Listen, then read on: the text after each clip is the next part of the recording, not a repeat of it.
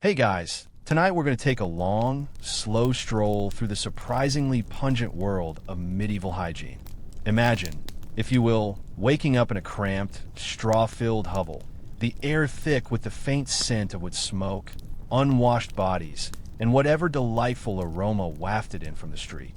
You stretch, a bit stiff from sleeping on a lumpy mattress, and yawn, a truly magnificent yawn that reveals teeth that have likely never met a brush, let alone a dentist. No mini fresh toothpaste, no invigorating shower. Just you, the dawn, and the lingering echoes of last night's sheep. You probably won't survive this, by the way, not if you're used to modern comforts. So, before you get comfortable, take a moment to like the video and subscribe, but only if you genuinely enjoy what I do here. Let me know where you're listening from in the comments below, and what time it is for you right now. Now, dim the lights, maybe turn on a fan for that soft background hum, and let's ease into tonight's journey together. Your medieval morning doesn't start with a sprint to the bathroom. Oh no, the very concept of a dedicated, private bathroom, as we know, it is largely a futuristic fantasy for you. Instead, you might reach for a chamber pot, tucked discreetly, or not so discreetly, in a corner. The contents of said pot, well, they're often emptied into the street, or perhaps a cesspit if you're living in a slightly more advanced urban dwelling. The idea of flushing waste away with clean water is centuries off. Speaking of water, your access to it for personal ablutions is limited.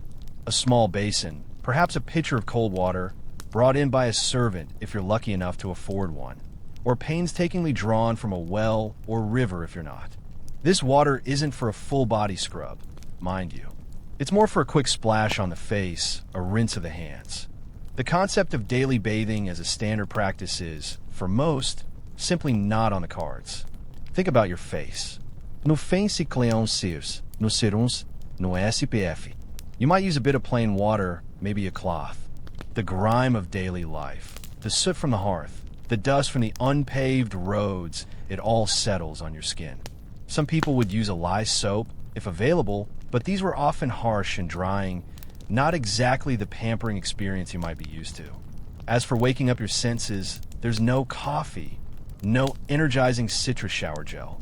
The crisp morning air, perhaps the scent of wood smoke from a neighbor's fire, and the distinct aroma of, well, medieval life that's your wake-up call. It's an immersive, if slightly overwhelming, sensory experience from the moment your eyes open.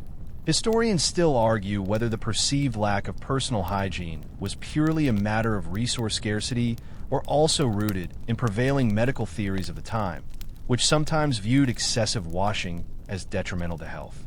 It's fascinating to consider how deeply ingrained our modern notions of cleanliness are, when for your medieval counterpart, survival often trumped pristine freshness. You might find a simple bowl and ewer in your chamber, a luxury for many, allowing for a quick, brisk splash rather than a lingering wash. So, you've splashed a bit of water on your face, maybe run a hand through your hair, and now the day truly begins. But what about a proper bath?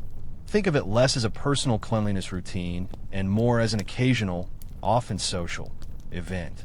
If you were fortunate enough to live in a town with a public bathhouse, you might visit a few times a year, or perhaps once a month if you were feeling particularly indulgent and wealthy. These bathhouses were not exactly the pristine, private spas you envision today. They were bustling, often noisy places where men and women, sometimes segregated, sometimes not, would gather to soak. You'd share the water, which would get progressively murkier as the day wore on, with numerous other people. Imagine the faint film of, well, let's just say used water that would develop by evening. It certainly puts a new spin on the phrase taking the waters. These bathhouses were often multi-purpose establishments. You might get a massage, a shave, or even a haircut there. They were centers for gossip, for business dealings, and sometimes, regrettably, for less savory activities. They were, in essence, social clubs with a side of lukewarm, communal water. For those in rural areas, or for the vast majority who couldn't afford such luxuries, a bath meant a wooden tub filled with water, heated over a fire, and usually placed in the main living area. This was a significant undertaking, requiring a lot of effort to heat and haul the water. So it was reserved for special occasions, perhaps before a wedding, after a long journey, or if you were feeling particularly unwell. It wasn't a quick dip, it was a production. You'd probably use the same bathwater for everyone in the family, starting with the cleanest members like the children and progressing down a well, let's just say the less pristine. Hence the old saying, don't throw the baby out with the bathwater, which actually has its roots in this very practical, if slightly unappealing, communal bathing practice. Soap, as we understand it, was certainly around, but it wasn't the mass-produced, fragranced bar you grab at the supermarket. Medieval soap was often made from animal fats, tallow, and wood ash lye, a concoction that was effective at cleaning but could be quite harsh on the skin. It wasn't something you'd lather up with daily. More commonly, people would use simple abrasive materials like sand or rough cloth for scrubbing, or even just plain water. The goal wasn't necessarily to smell like a bed of roses, but to remove visible dirt and sweat. Historians still argue whether the decline in public bathing in later medieval periods was due to changing societal norms, concerns about disease, or simply the economic impact of maintaining such large, water-intensive establishments. It's hard to imagine, in our world of daily showers and luxurious bath bombs, a time when a communal bath was the peak of personal indulgence, shared with your neighbors, and quite possibly their dirt. With your occasional communal bath behind you, let's turn our attention to medieval hair and skin care, or the distinct lack thereof by modern standards. For many, hair was a constant companion, rarely washed in the way we understand it. For women, long hair was often braided or tucked away under veils or wimples, protecting it from dirt and perhaps a bit of the world's judgmental gaze. It wasn't uncommon for hair to be simply aired out, brushed, or treated with various herbal rinses. These rinses weren't for a fresh scent or extra shine, but often for practical purposes like repelling lice or dealing with scalp issues. You might use concoctions of rosemary, lavender, or even nettles, boiled down to a sort of tea for your hair. The idea of daily shampooing would sound utterly bonkers, an incomprehensible waste of precious water and effort. Imagine having hair that rarely touched soap and water, a truly alien concept for most of us today. Men's hair, too, varied by era and social class. Sometimes it was short, sometimes long, but rarely, if ever, was it subject to a daily wash. Beards were popular for much of the period, adding another layer of unwashed charm. These beards would collect food scraps, dust, and all manner of outdoor detritus. A good brushing was probably the most thorough cleaning they received. As for skin, forget your elaborate multi-step routines. The face and hands received the most attention, a quick splash of water, as we discussed. The rest of your body largely remained untouched by soap and water for extended periods. This doesn't mean people were entirely oblivious to their scent, however. Strong perfumes, made from civet, musk, or floral essences, were sometimes employed, not to complement a fresh scent, but to overpower a less-than fresh one. It was a battle of odors, and often the perfumes simply added another layer to the olfactory experience. Think of it as an early, very bold form of air freshener for your personal bubble. For skin ailments, which were common given the lack of consistent washing, people relied on herbal poultices, salves made from animal fats and plant extracts, or even surprisingly gross concoctions. Wounds might be cleaned with wine or vinegar, which, while acidic, offered some antiseptic properties. The concept of germ theory was centuries away, so the link between hygiene and disease was poorly understood, if at all. It wasn't a matter of preventing microscopic invaders, but of dealing with visible dirt and obvious ailments. Historians still argue whether the use of such strong perfumes indicates a genuine desire for pleasant smells or merely a cultural acceptance of covering up less desirable ones, akin to how some societies today might use heavy air fresheners in public spaces. You might occasionally treat your skin with a vinegar rinse, believing it to be cleansing and balancing, or apply an ointment made from rendered animal fat and herbs like calendula to soothe minor irritations. It's a world where au naturel was less a choice and more a default setting. and the senses were constantly engaged by a symphony of natural, and sometimes not so natural, aromas. Now let's talk about something truly uncomfortable: oral hygiene in medieval times.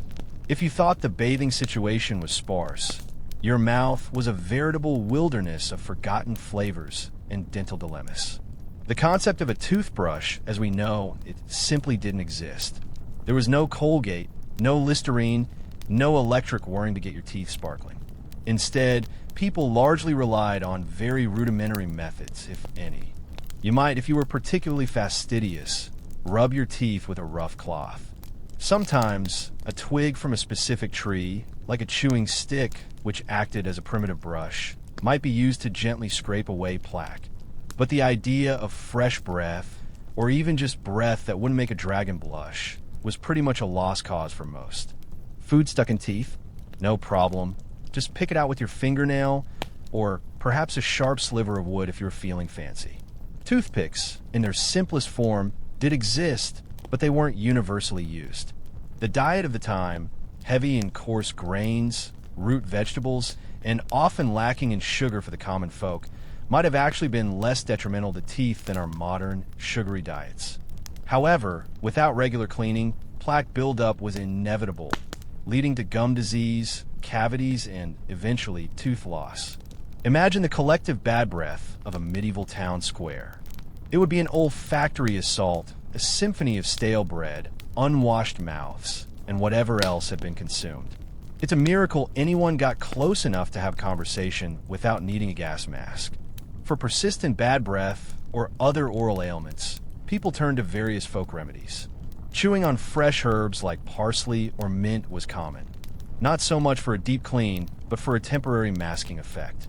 Sometimes, more unusual methods were employed, such as rinsing with wine or vinegar, which might kill some bacteria, but certainly wouldn't do much for the enamel in the long run. If you had a toothache, which was a constant companion for many, the solutions were grim. There were no painkillers beyond opium poppy, which was expensive and not widely available, or local herbal poultices applied to the jaw. Eventually, the offending tooth would simply have to be pulled, likely by a local barber or blacksmith, without any anesthetic. It would be a truly excruciating experience, probably involving a very strong pair of pliers, and even stronger while on your part. Historians still argue whether the widespread practice of removing troublesome teeth, rather than attempting to save them, was due to a complete lack of dental knowledge or simply the pragmatic reality of limited tools and understanding of infection. It's a stark reminder of how far dental care has come. So, next time you brush your teeth, take a moment to appreciate the minty fresh miracle that is modern dentistry. Your medieval self would be absolutely flabbergasted by the sheer luxury of it all. Remember that crocodile dung sunscreen from our previous discussion? Well, at least that stayed outside your mouth. Your teeth, however, were on their own. Having explored the often neglected realms of medieval mouths, let's now consider clothing cleanliness. Your garments in medieval times were far more than just fashion statements. They were often your primary barrier against the elements, and indeed, against the pervasive grime of daily life. The fabric of choice played a huge role here. For the vast majority, wool was king. It was warm, durable, and readily available. However, wool is also notoriously difficult to clean. It shrinks, it felts, and it holds onto odors with an impressive tenacity. Imagine wearing a woolen tunic for weeks, perhaps even months, without a proper wash. It would become a repository of sweat, dust, food stains, and the general effluvium of medieval existence. You couldn't just toss it in a washing machine, obviously. Underneath the scratchy outer layers, if you were lucky, you might wear linen undergarments. Linen, made from flax, was softer, more absorbent, and crucially, easier to wash than wool.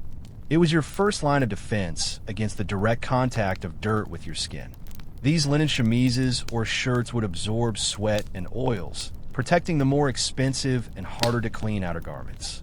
This meant that while your outer tunic might only see a proper wash a few times a year, your linen undershirt might be rinsed more frequently. This distinction highlights a crucial aspect of medieval hygiene. It was often about managing the symptoms of dirt rather than achieving pristine cleanliness. You were aiming for less gross rather than sparkling clean. It's like trying to keep a car clean by only washing the floor mats better than nothing. But the exterior is still going to be a mess. The sheer volume of clothing was also different. You wouldn't have a closet bursting with outfits for every occasion. Most people owned just a few sets of clothes, maybe 2 or 3 at most. This meant garments were worn repeatedly, day in and day out, until they literally fell apart. Mending and patching were far more common than replacing. And as for odors, well, you simply got used to them. Your nose would adapt, and the scent of unwashed wool would smoke, and unidentifiable organic matter would simply become the background hum of your life. It puts a whole new spin on wearing in your favorite jeans, doesn't it? Interestingly, certain professions had specific clothing requirements that impacted cleanliness.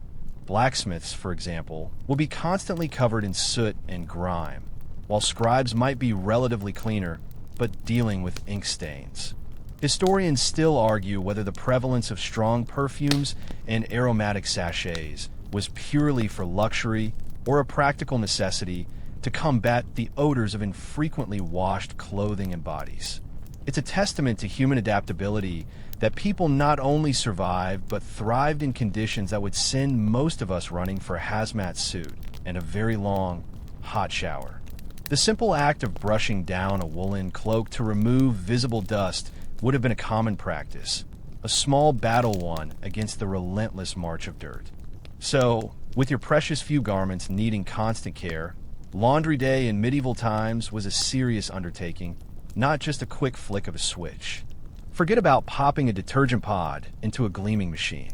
This was a full-body workout, a communal effort, and a test of endurance. For most, laundry meant a trip to the nearest river, stream, or large public trough. You'd haul your heavy woolen tunics and lighter linen undergarments, often in a large basket, to the water source. This journey alone could be a significant trek, especially if you live some distance from clean running water.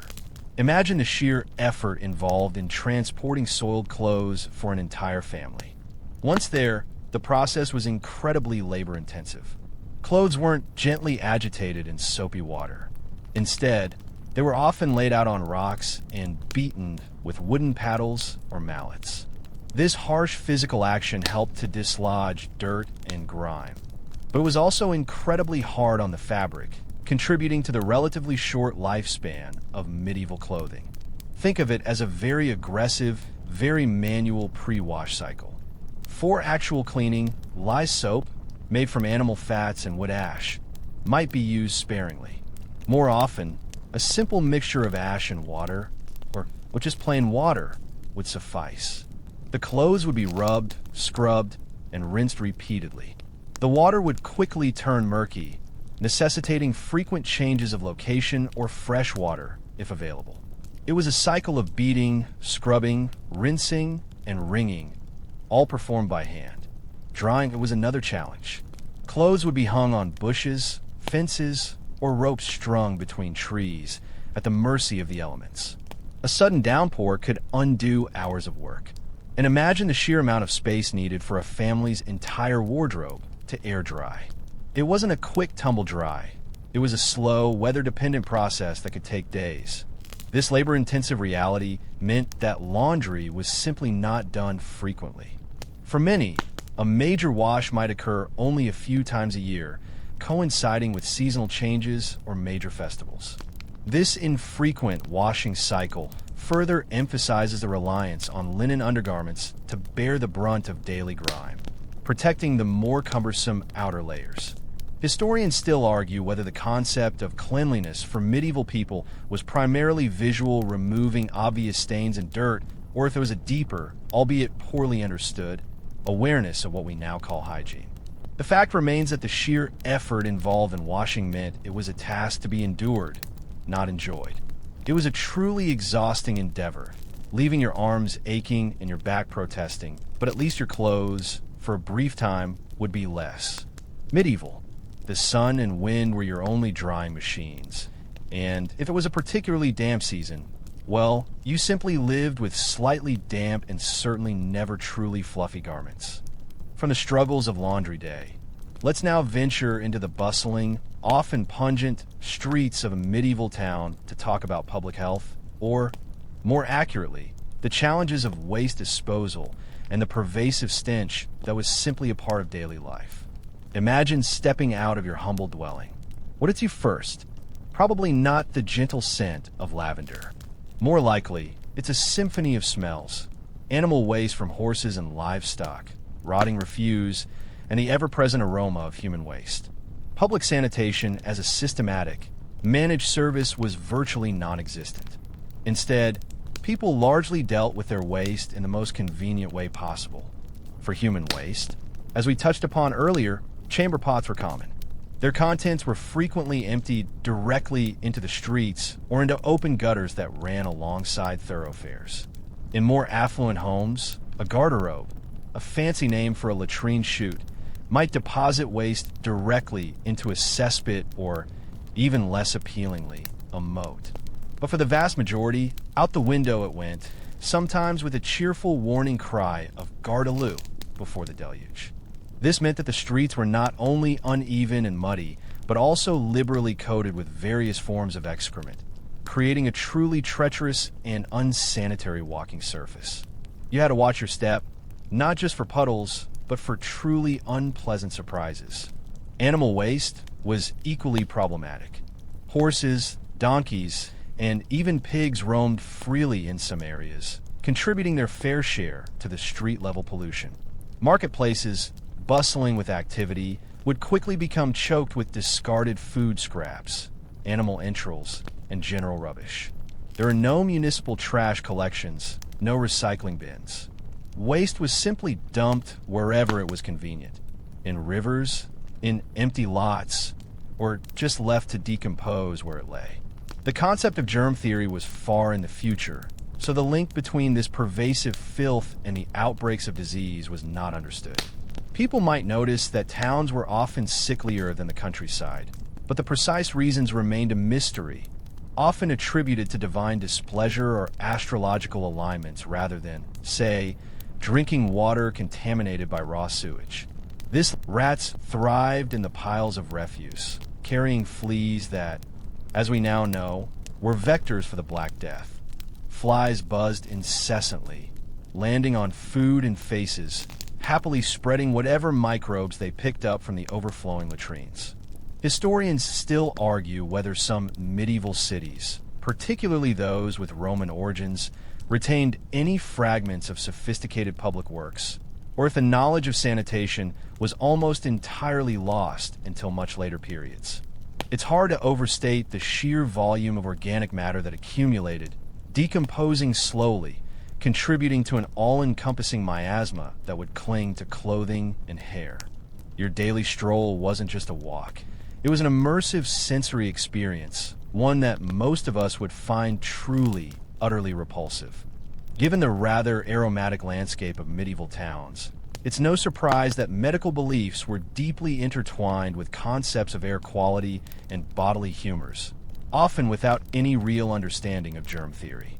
When someone fell ill, the prevailing medical wisdom wasn't about fighting microscopic invaders, but about restoring balance. The dominant theory was that of the four humors: blood, yellow bile, black bile, and phlegm. These humors were thought to govern your physical and mental health, and illness was a sign that they were out of balance. So, if you're feeling sluggish, it might be too much phlegm. If you were feverish, too much blood or yellow bile. This meant that treatments often focused on purging, bleeding, or inducing vomiting to correct the imbalance. A common belief was in miasma, the idea that bad smells or foul air were direct causes of disease. This is why, despite the general lack of sanitation, there was an occasional effort to burn aromatic herbs or spices in sick rooms or public spaces, not to kill germs, but to clear the bad air that was thought to carry illness. You might find physicians or wealthy individuals carrying pomanders, small decorative balls filled with fragrant substances to ward off the perceived ill effects of the putrid odors around them. It was a kind of medieval air purifier, except it was worn on your person and probably only helped with the immediate smell, not the underlying cause of disease. This belief meant that even when people observed a correlation between filth and illness, they often attributed it to the smell itself rather than the microorganisms thriving within the filth. Treatments could be quite unusual, even by the standards of the day. Bloodletting was incredibly common, with doctors believing that removing excess blood would restore the humoral balance. This was done via lances or even by applying leeches. Imagine feeling weak and being told the solution is to make you even weaker by draining some of your precious bodily fluid.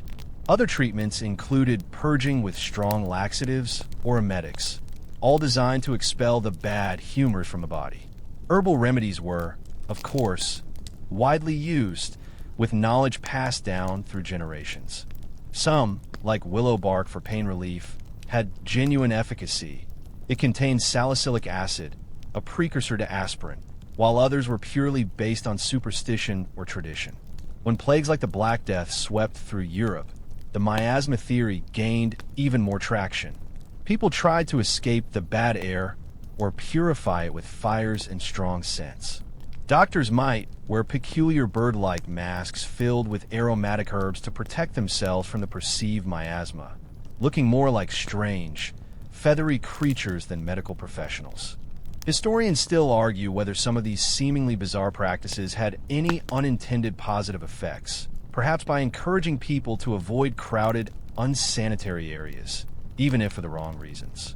The entire approach to medicine was less about prevention through hygiene and more about reactionary efforts to rebalance the body's internal chemistry after illness had already set in, a testament to a time when understanding the invisible world of microbes was simply beyond reach. Given the rather unconventional approaches to personal and public health, let's consider the personal grooming tools of the medieval era. Don't envision sleek, ergonomic designs or electric appliances. These were simple, often handcrafted items, designed for basic utility rather than luxury or sophisticated results. For your hair, the most common tool would be a comb. These were typically made from wood, bone, or horn, often intricately carved, especially for the wealthier classes. They served the crucial purpose of detangling hair, removing loose strands, and perhaps, rather grimly, dislodging lice. Imagine the satisfying, or perhaps unsettling, sound of a wooden comb working through long, unwashed hair, a constant battle against tangles and unwanted inhabitants. Mirrors, while not as ubiquitous or high quality as modern ones, did exist. They were usually small, made of polished metal like bronze or silver, or occasionally glass-backed with lead. These weren't for admiring your reflection for extended periods, but rather for quick checks, perhaps to adjust a wimple, check your beard, or remove a stubborn piece of grime from your face. Their reflective quality would have been imperfect, giving you a slightly distorted or muted image, a far cry from the crystal clear reflections we take for granted today. So no endless selfies, thankfully. Then there were the more specialized, and sometimes startling, tools. Ear scoops were surprisingly common. These small, spoon-like instruments, often made of silver or bone, were used to clean earwax. While perhaps more effective than a cotton swab, which didn't exist, they also posed a risk of pushing wax further in or damaging the delicate ear canal. It's another example of a practical solution that also carried its own potential pitfalls. For fingernails, there wouldn't be clippers or elaborate manicuring sets. A simple knife or even your teeth would suffice for trimming, and a rough cloth or pumice stone might be used to clean under them. Hand hygiene, beyond a quick rinse, was largely about removing visible dirt. Shaving for men was a common practice for much of the medieval period, though beards also came in and out of fashion. Barbers, often also surgeons, would use sharp razors that required frequent sharpening. This was often a public affair, a visit to the local barber's shop, where conversation and news were exchanged alongside hair trims and shaves. The risk of nicks and cuts was high, and without antiseptic practices, a small cut could easily become infected. Historians still argue whether the apparent lack of sophisticated personal grooming tools reflects a lower societal emphasis on individual appearance, or simply the technological limitations of the era. Regardless, your daily routine was undoubtedly simpler, more rustic, and probably a good deal less pleasant than your morning routine today. Just imagine trying to get a close shave with a dull, unwieldy razor while someone else's unwashed hair is being trimmed next to you. A true medieval, multi-sensory experience. Now, let's delve into a fascinating aspect of medieval life often overlooked: gendered hygiene. It might surprise you to learn that expectations and practices surrounding cleanliness varied significantly between men and women, often reflecting broader societal roles and available resources. For women, particularly those of higher status, hygiene was sometimes intertwined with concepts of modesty and beauty, though not in the way we'd understand it today. A woman's hair, as we discussed, was frequently covered, but its appearance was still important. Women might use various plant-based oils or pomades to make their hair appear shiny or to tame flyaways, even if it wasn't frequently washed. For facial care, women often sought to achieve a pale complexion, a sign of refinement and a life not spent toiling in the sun. This sometimes involved applying powders made from lead or chalk, which, while achieving the desired pallor, were far from healthy. They might also use rosewater or herbal infusions as toners or cleansers, believing in their purifying properties. The concept of body odor for women was also different. While cleanliness was generally valued, strong perfumes were often employed to mask rather than eliminate natural scents. Think of intricate pomanders or sachets of dried herbs tucked into clothing, acting as personal air fresheners in a world without antiperspirant. This careful, often ritualistic, use of scents highlights a clear desire to manage personal aroma, even if full body washing was rare. Men, on the other hand, had their own distinct set of grooming practices. Beards, as mentioned, were a significant part of male identity for much of the period, requiring brushing and occasional trimming. Shaving, when in vogue, was often a professional service provided by barbers, meaning personal daily shaving was not the norm for most men. Their hands, often engaged in manual labor, would bear the brunt of daily grime, with little more than a quick rinse to clean them.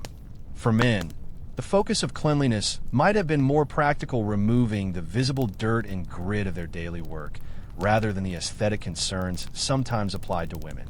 Historians still argue whether the apparent double standard in hygiene practices was purely a result of differing societal roles, women largely indoors, men outdoors, or if there were deeper cultural beliefs about the inherent cleanliness or purity of each gender.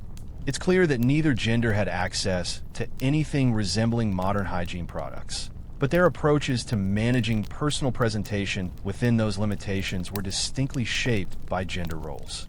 You might find a wealthy lady meticulously applying an herbal concoction to her hands to keep them soft, while her husband simply accepted the calluses and dirt as badges of a hard-working life. It was a subtle dance of societal expectation and pragmatic reality. Stepping away from the confines of town and home, let's consider travelers' hygiene in the medieval period. If keeping clean at home was a challenge, imagine the ordeal on the road. Journeys were long, arduous, and almost invariably dusty. Whether you were a merchant trudging along a trade route, a pilgrim making your way to a holy site, or a knight riding to battle, personal cleanliness took a back seat to sheer survival and progress. There were no roadside motels with en-suite bathrooms, no convenient rest stops with running water. Your hygiene kit would have been incredibly basic, if it existed at all. Your primary defense against grime would have been your clothing, particularly those linen undergarments, which would soak up sweat and serve as a barrier. You'd likely travel with a minimal change of clothes, if any, meaning garments would be worn for days, possibly weeks, without a proper wash. Imagine the accumulating layers of dust, sweat, and road grime. It would become a literal second skin, permeated with the scents of your journey. You'd probably just shake out your cloak in the evening, brush off the worst of the dirt, and call it a day. When it came to washing, opportunities were scarce. Rivers, streams, or ponds would be your only options, and even then, safety and privacy were concerns. A quick rinse of the face and hands might be possible, but but a full-body wash was an almost unheard-of luxury on the road. You certainly wouldn't be packing soap, as it was a bulky and precious commodity. Instead, you'd rely on the simple abrasive action of water and perhaps a rough cloth. The idea of carrying a toothbrush or specific oral hygiene tools would have been utterly impractical. You just endure the feeling of a furred tongue and hope for the best. Food and drink on the road also presented hygiene challenges. Water sources were often suspect, leading to common ailments. You'd be lucky if your water was just murky rather than contaminated. This is part of the reason ale and wine were so popular. They were safer to drink than unknown water sources, and the alcohol also provided a mild antiseptic effect. Eating was often done with unwashed hands, further increasing the risk of illness. Historians still argue whether medieval travelers developed a stronger immunity to common pathogens due to constant exposure, or if they simply succumbed to illness more frequently. One thing is certain: a long journey meant embracing a level of dirt and discomfort that most modern travelers would find intolerable.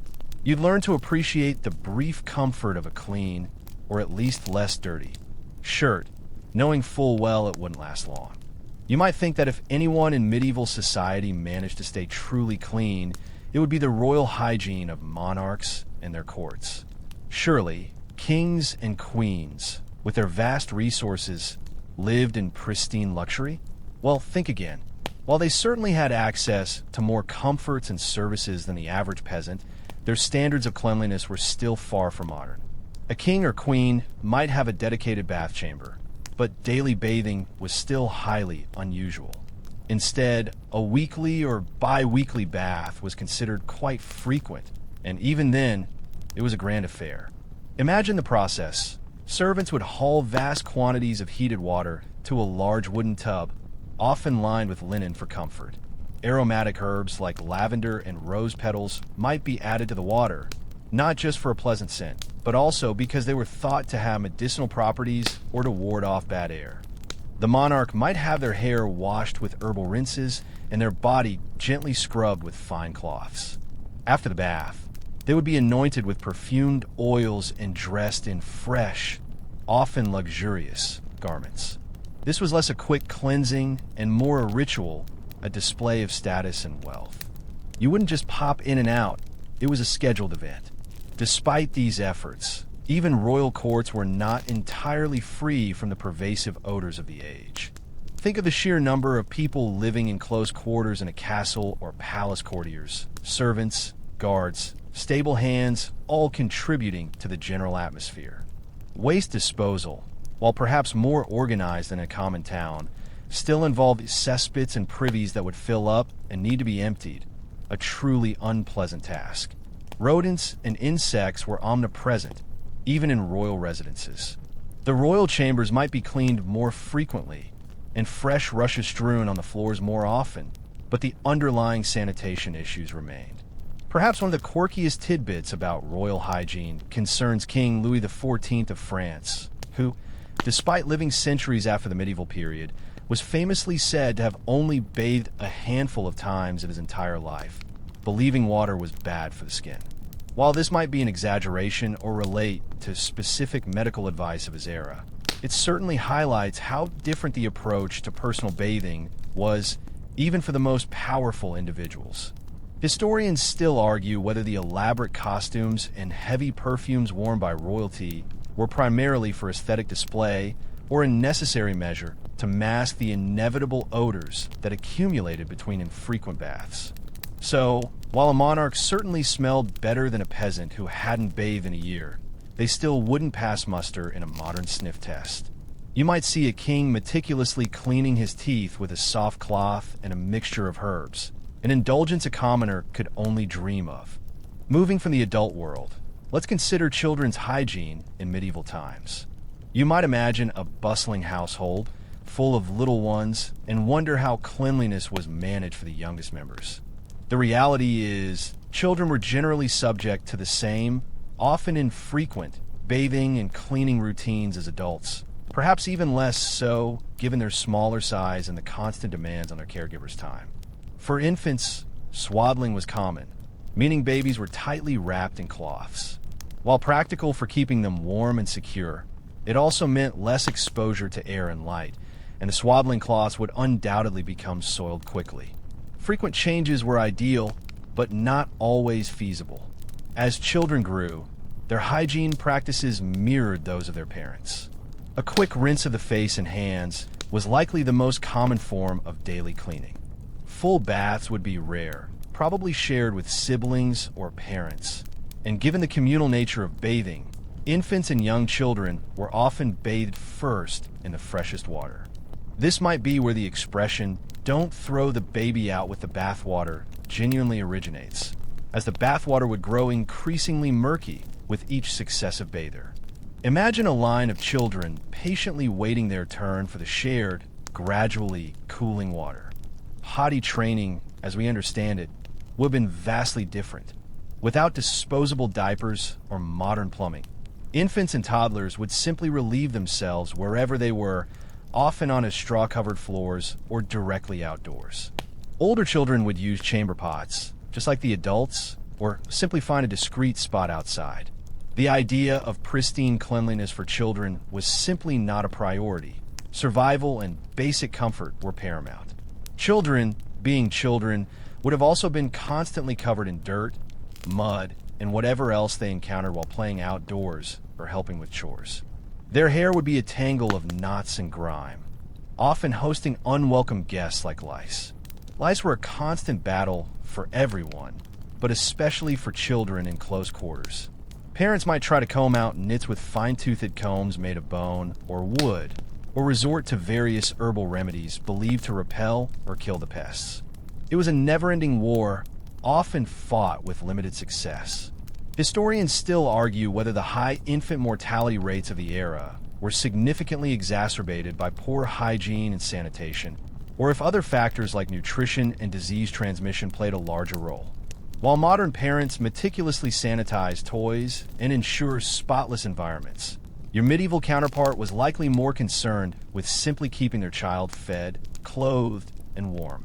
A child with rosy cheeks, even if they were a bit grubby, was a sign of health and vitality. Having seen the broad strokes of medieval hygiene across different ages and scenarios, let's now consider the stark realities of hygiene versus social class. In a society where wealth and status dictated almost every aspect of life, personal care was no exception.